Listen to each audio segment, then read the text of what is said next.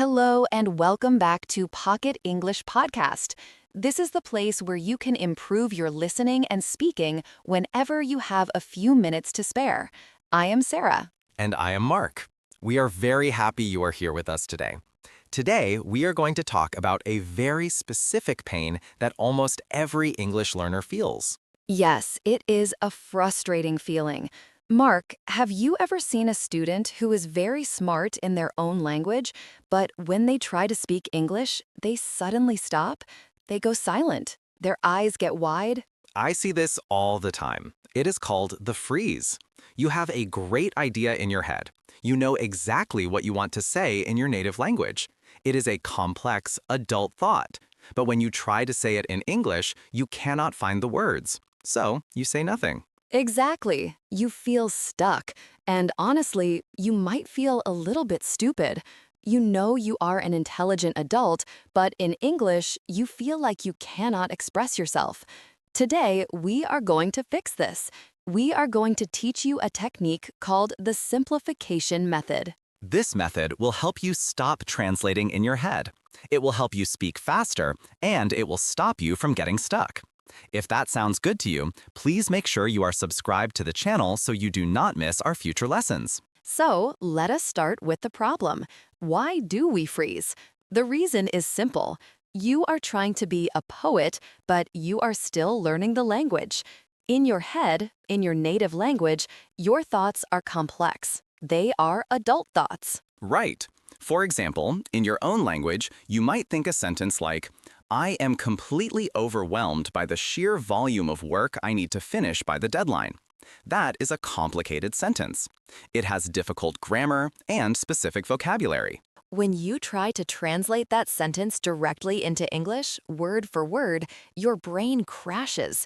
You look for the word overwhelmed. You look for the word sheer. You worry about the grammar. It is too much work for your brain. So, what is the solution? The solution is the child rule. This is the secret to thinking in English. The rule is very simple. If a 6-year-old child cannot understand your sentence, you must change it. I love this rule. It sounds funny, but it works. You have to accept that your English level might be different from your adult intelligence level, and that is okay. To speak fluently, you must speak simply. You must strip your complex thought down to its core meaning. Let us practice this right now. We call this the SVO technique. SVO stands for subject, verb, object. This is the most basic sentence structure in English.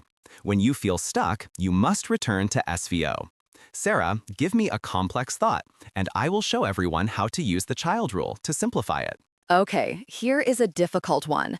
Imagine I want to say, I deeply regret the decision I made yesterday regarding the purchase of those shoes. Wow, that is long. Regret, regarding, purchase. If I try to translate that, I will get stuck. So I use the child rule. What is the core meaning? The core meaning is that you are sad about buying the shoes. So I simply say, I am sad I bought the shoes. That is so much easier. I am sad I bought the shoes. It is perfect English, it is clear, and you did not hesitate. Exactly. Let us try another one. Listeners, I want you to try this one in your head. Sarah, give us a complex opinion. Okay, how about this? This movie lacks the depth and character development that I usually prefer in cinema. That is a university-level sentence. Lacks depth, character development. If you are an A2 or B1 learner, do not try to say this. Simplify it. What is the real feeling? The feeling is that the movie is not good, or the story is simple. So we can say, the story is too simple. I do not like it. The story is too simple. I do not like it. That communicates your idea perfectly. You see, you don't need big words to tell the truth. You just need clear words. Now, I know what some of you are thinking. You are thinking, but Mark, I do not want to sound like a child. I want to sound professional. I want to sound smart. We hear this a lot, but think about it. What makes you sound smarter? Standing in silence for 10 seconds while you look for a difficult word? Or speaking immediately with a simple sentence that everyone understands? Fluency is better than complexity. When you speak quickly and clearly, you sound confident. When you try to use words you don't know, you sound nervous. So choose simplicity. Let us move on to the second part of the simplification method. This is for emotions. Emotions are very hard to translate. In your native language, you have specific words for specific feelings. Yes, maybe you want to say you are anxious, or nostalgic, or frustrated. These are big concepts.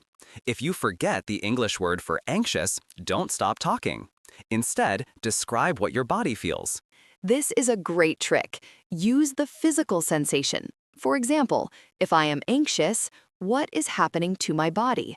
My heart is beating fast. My stomach hurts. I cannot sit still. So instead of freezing because you forgot the word anxious, you simply say, I am worried. My heart is fast. Everyone will understand you. Let us try nostalgic. That is a hard word. It means you are thinking about the past with a happy but sad feeling. If you cannot remember the word nostalgic, what can you say using the child rule? I would say, I am thinking about the past. I miss it. Perfect. I am thinking about the past. I miss it. It is simple, but it is actually quite beautiful. It is poetic because it is simple. Okay, listeners, it is your turn to practice. We are going to give you a situation. We want you to think of the simple child rule version. Do not translate. Just find the simple core message. Here is the situation. You are at a restaurant. The food is very salty. You want to tell the waiter, I find this dish to be excessively seasoned to the point of being unpalatable. That is way too hard. How do you say this simply? I will give you 3 seconds. Did you get it? There are many answers, but here is a good one. This food is too salty. I cannot eat it. Or even simpler, I do not like this. It has too much salt. See, you can complain in English without a dictionary. Let us try one more. You are at work. You have a lot of meetings, emails, and projects. You want to say, I am completely swamped and unable to take on additional responsibilities. Simplify it. 3 seconds. What did you think of? I would say, I am very busy. I cannot do more work. Or, I have too many jobs today. No more, please. No more, please. That is a great sentence. It is polite but firm. So, the main lesson today is about your mindset. You need to be kind to yourself. You are learning a new skill. When you learn to play the piano, you do not start with Mozart. You start with simple songs. Speaking English is the same. Stop trying to impress people with big words. Impress them with your speed and your clarity. When you have a thought, imagine you are talking to a 6-year-old. Ask yourself, what is the subject? What is the verb? What is the object? If you do this, you will stop getting stuck. You will stop looking at the ceiling trying to find words. You will just speak. And the more you speak, the better you will get.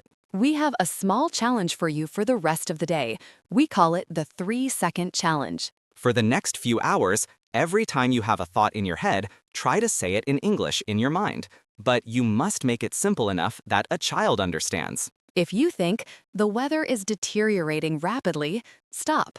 Change it to the rain is coming. If you think, I require caffeine to function, stop. Change it to, I need coffee. Do this for just 1 day, and you will see how much faster your English brain becomes. It feels like magic, but it is just practice. Thank you so much for listening to this episode of Pocket English Podcast. We hope this helps you feel more confident. If you liked this lesson, please click the like button so we know to make more videos like this one. And tell us in the comments, what is one complex thought you had today, and how can you simplify it? We want to see your sentences.